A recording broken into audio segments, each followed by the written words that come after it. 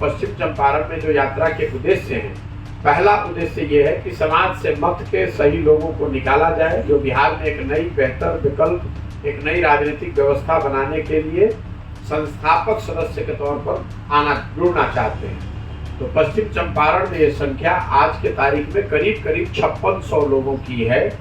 ऐसे लोग जिनको समाज ने ये माना या बताया कि ये सही लोग हैं, इन्होंने समाज के लिए अपने जीवन काल में कुछ किया है, धरती से जुड़े हैं, इनमें कुछ न कुछ काबिलियत है जो समाज के लिए वो कुछ कर सकते हैं। ऐसे 5600 लोगों के आसपास पश्चिम चंपारण से निकाले गए हैं।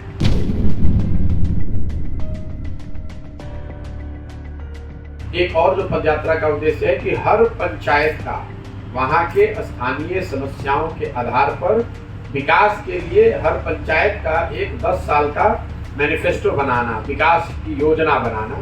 तो पश्चिम चंपारण के भी सारे 300 से ज़्यादा जो पंचायत हैं और नगर क्षेत्र हैं, उनका ये मैनिफेस्टो करीब बना लिया गया है।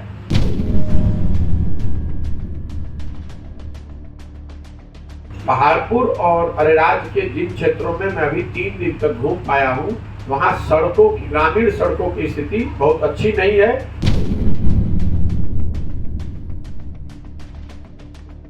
गलत बिजली बिल आ रहा है, उससे लोग बहुत ज्यादा परेशान हैं।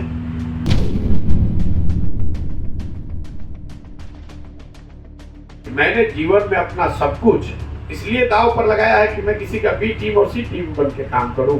मैं एक ही बस मैंने जनता की ठेकेदारी ली है, जनता का काम लिया है और बिहार की जनता को जिताने के लिए जो कुछ भी करना होगा वो सब कुछ करेंगे।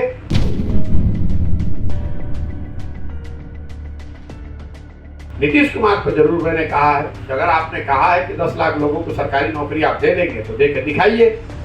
3 महीने तो हो गए।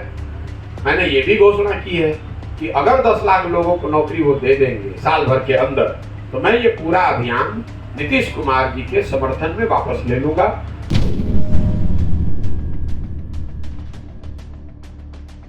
यादव कौन से बड़े नेता हैं? तेजस्वी यादव की पहचान मेरे लिए इतनी है कि वो लालू यादव के लड़के हैं, और बाकी लालू यादव के अगर लड़के न हो तो कौन सा ऐसा समाज में पराक्रम उन्होंने कर दिया है जिसकी मैं चर्चा करूं, जिसका संज्ञान लेने की जरूरत है। पढ़ाई के क्षेत्र में, खेल कूद के क्षेत्र में, सामाजिक कार्य के क्षेत्र में किस विधा में कौन सा पराक्रम उन्होंने कर दिया है जिसकी वजह से मैं उसका संज्ञान लूं।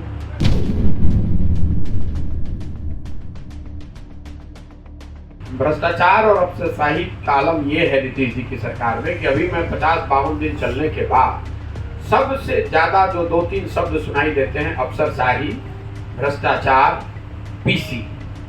और भ्रष्टाचार का आलम तो ये है कि मैं पश्चिम चंपारण में और यहाँ पर भी जो मैं चल रहा हूँ तो 1-2 सवाल मैं करता हूँ लोगों से कि भाई आपको इंदिरा आवास योजना मिल रहा है, उसमें कितना क्या हो रहा है?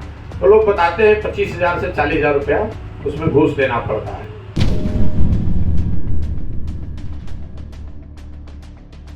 जो वृद्धावस्था पेंशन है 400 रुपए का, उसमें भी 20 रुपए हर महीने पीसी लिया जा रहा है।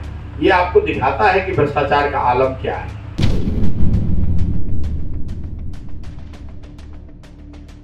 भ्रष्टाचार कैसे देशों में कम हुए?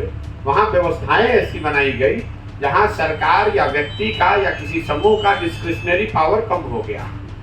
व्यवस्था सिस्टम से चलाया जाना चाहिए।